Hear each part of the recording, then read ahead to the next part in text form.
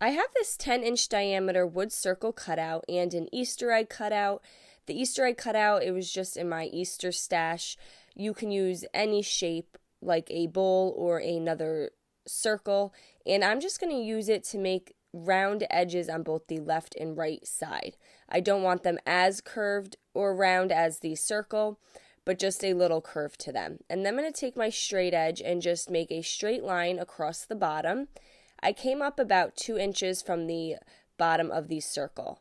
And then using my metal cutting shears, I'm just going to cut the wood on both the straight line and the curved lines that we created. I do feel like you could skip cutting the curved edges and just leave it the shape of the circle, and it would still work fine.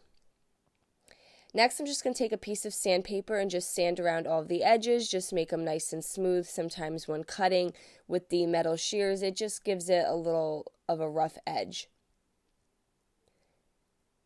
And you can find these little packs of sandpaper right from the Dollar Tree, and they actually work pretty well. Next, I'm going to take some Wise Owl Republic Red paint, and I'm just going to paint the front side with one good coat, and then when it dried, I did do a quick second coat. You want that to fully dry. I'm going to use my adhesive mesh stencil. This one is called Bad Sweater Day. You do not have to use this exact stencil. You can use any stencil of your choice, or you can decorate it however you want. I'm going to rub the mesh stencil on top of the piece of wood, and I'm going to use some white ceramic paint and my silicone spread pal, and I'm just going to spread the ceramic paint on top of the mesh stencil. And once I have it all covered, when I lift it, it just looks really nice. I love these mesh stencils. They're very easy to work with, especially with more detailed, small designs. Now you do want to wash your mesh stencil right away, and then I'm going to allow that to dry.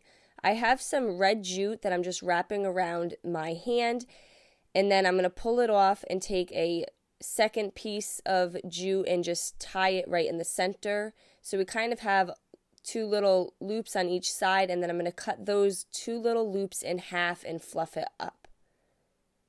And then I'm going to take a second one and repeat the same thing. So I'm just wrapping it around my hand, sliding it off, taking a second piece of jute, tying it in the middle to make 2 loops on both, one on the left and one on the right, and then cutting the loops in half. And then you can fluff that one up as well.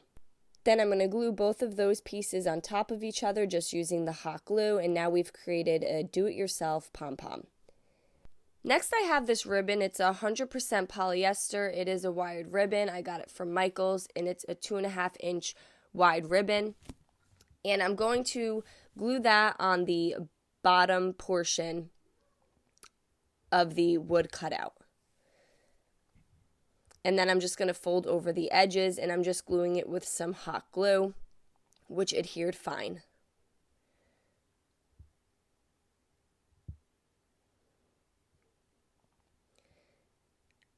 I'm then going to take our DIY pom-pom and glue it to the top here. So now we have created this cute little winter hat.